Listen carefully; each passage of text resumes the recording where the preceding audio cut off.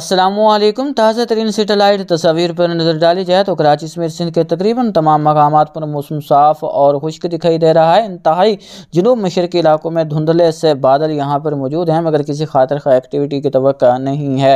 कुछ शुमाली और मशरक़ी इलाकों में शुमाल की हवाएँ देखने को मिल रही हैं, जो कि 12 फरवरी को भी देखने को मिलती रहेंगी। उम्मीद है कि आज रात से कल के दौरान पिछले 4-5 दिनों की निस्बत ठंड कुछ ज़्यादा महसूस हो सकती है और मामूली गिरावट भी दर्जा हरारत में देखने को मिलेगी। ये हवाएं 12 फरवरी के दिन तक रहेंगी। 13 फरवरी से 14 फरवरी को हवाओं में कमी देखने को मिलेगी। 15-16 फरवरी से एक बार फिर जुनूब मगरिब की हवाएं कराची समेत सिंध के कई इलाकों को मुतासर करेंगी और दर्जा हरारत एक बार फिर बढ़ना शुरू होगा।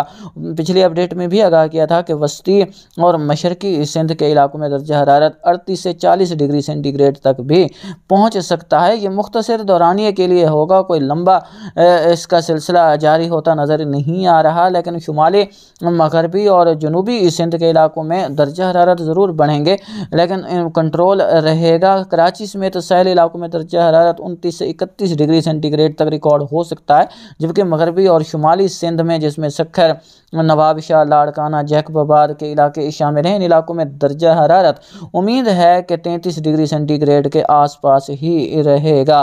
फिलहाल फरवरी के आखिर तक कोई भी खातिर खा सिस्टम असरअंदाज होता नज़र नहीं आ रहा।